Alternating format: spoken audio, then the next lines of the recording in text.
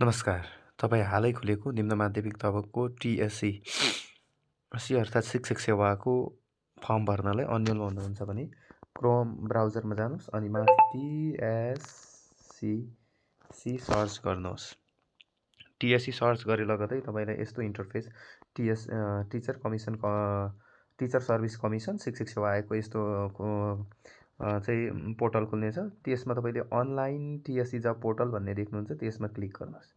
त्यसमा क्लिक गरेपछि स्क्रोल गर्दै जानुहोस्। अकाउन्ट लगइन र रजिस्टर देख्नेछ। त्यहाँनिर तपाईँले अकाउन्ट लगइन रजिस्टर गर्ने हो। अकाउन्ट हुनेले पनि त्यहाँ अकाउन्ट लगइन गर्ने हो, नहुनेले त्यहाँ रजिस्टर गर्ने हो। त्यसपछि चाहिँ पासपोर्ट तपाईँहरू मेरो अलरेडी यहाँ पासपोर्ट लगइन भएकाले एकैचोटि अलरेडी भित्र गयो। तपाईँहरू नहुनेले चाहिँ पासपोर्ट इमेल सँगसँगै पासपोर्ट हाल्ने र अनि त्यो क्याप्स चाहिँ जे छ त्यही थिचेर इन्टर गर्ने। त्यस पछाडि कहाँ गएर भर्ने भन्ने अन्यल होइन, यो तिनवटा माथि सबभन्दा माथि हुने तिनवटा लाइनमा छुने। तिनवटा लाइनमा छोएपछि स्क्रोल गर्दै जाने। स्क्रोल गर्दै जाँदाखेरि यहाँनिर हाल खुलेको विज्ञापन भन्ने देखाउँछ, त्यहाँनिर टच गर्ने। अब हाल खुलेको विज्ञापन के छ त्यो सबै देखाउँछ। अब कति दिन बाँकी छ भन्ने कुरा पनि यहीँ देखाउँछ। सिङ्गल दस्तुरमा कति दिन बाँकी, दोब्बर दस्तुरमा कति दिन बाँकी छ भन्ने कुरा पनि यहीँ देखाउँछ। जस्तो निम्न माध्यमिक तह तृतीय श्रेणी सिङ्गल दस्तुरको अन्तिम 4 दिन बाँकी छ, यसको डबल दस्तुरमा 11 दिन बाँकी छ भन्ने। अब के यहाँ पुगेपछि के गर्ने भन्ने होइन, एप्लाई नाउ भन्नेमा क्लिक गर्ने हो। एप्लाई नाउमा क्लिक गरिसकेपछि तपाईँले यहाँनिर सेलेक्ट जब पोस्ट भनेको छ, त्यसमा चाहिँ यो यस्तो क्लिक गरिसकेपछि निम्न माध्यमिक तह तृतीय, अब यो माध्यमिकको भए माध्यमिक देखाउँछ, प्राविको खोलेको भए प्रावि नखोलेको त लगभग हाम्रो 2 वर्ष जति भइसक्यो।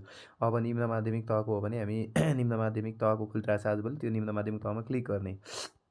अनि त्यसपछि प्रतिस्पर्धा क्षेत्र भनेको चाहिँ हाम्रो 7वटा प्रोभिन्स छ। त्यो प्रोभिन्समध्ये कुन प्रोभिन्सबाट हामी प्रतिस्पर्धा गर्ने हो त्यो सेलेक्ट गर्ने यहाँबाट। अब कोशीबाट गर्ने हो कि मधेस, बागमती, गण्डकी, कर्णाली कुनबाट गर्ने ठिक लाउने। जस्तो म बागमतीबाट प्रतिस्पर्धा कम्पिटिसन गर्छु भने बागमतीमा क्लिक गरेँ। अब तपाईँको स्पेसलाइजेसन सब्जेक्ट कुन हो, नेपाली, अङ्ग्रेजी, गणित, विज्ञान तपाईँले भर्न चाहेको अथवा भर्न मिल्ने सब्जेक्ट कुन हो त्यसमा टिक लाउने। जस्तो मैले नेपालीमा लाएँ, नेपाली गर्ने। अनि तपाईँले त्यसमध्ये सबैले खुल्लामा त सबैको भइहाल्छ, खुल्लामा यो छेउमा टिक लाउने हो। अनि त्यस पछाडि यसमा, अनि त्यस पछाडि तपाईँ त्यहाँभित्र पनि समावेशी समूहमा महिला, आदिवासी, जनजाति के पर्दछ त्यहाँभित्र पनि के गर्ने टिक लाउने। जस्तो आदिवासी हुनेले यहाँ लाउने, महिला हुनेले यहाँ लाउने हो। अनि तराई मधेसकोले यहाँ लाउने, अपाङ्गता हुनेले यहाँ पनि लाउने। अनि त्यस पछाडि तल चाहिँ के गर्ने भन्दाखेरि यो सबै विवरण भइसकेपछि चाहिँ के गर्ने भन्दाखेरि अन्तिममा सबै टिक लाएर चाहिँ के गर्ने भन्दाखेरि यो सबैमा टिक लाएर माथिको विवरण ठिक छ भनेर सबमिट गर्ने। अनि सबमिट भइसकेपछि तपाईँको आवेदन सबमिट हुन्छ। त्यसपछि तपाईँ भुक्तानीको लागि पनि अनलाइनबाटै गर्न चाहनुहुन्छ भने चाहिँ त्यहीँबाट अनलाइन पेमेन्ट गर्ने अथवा अफलाइन भाउचर मार्फत गर्ने हो भने दुईवटा अप्सन सेलेक्ट गर्ने। अनलाइनबाट गर्ने हो भने विभिन्न अप्सनहरू आउँछ, ई सेवा लगायतको अरू थैली एप्सहरू पनि आउँछ। त्यहाँबाट ई सेवा अथवा कनेक्ट आइपिएस जुन सजिलो लाग्छ त्यहीँबाट चाहिँ पेमेन्ट गरेर तपाईँको पेमेन्ट सहित सबै एप्लाई चाहिँ यसरी नै ब्राउजरबाट नै हामीले गर्न सकिन्छ। कृपया भिडियो कस्तो लाग्यो कमेन्ट गर्न नभुल्नुहोला। धन्यवाद।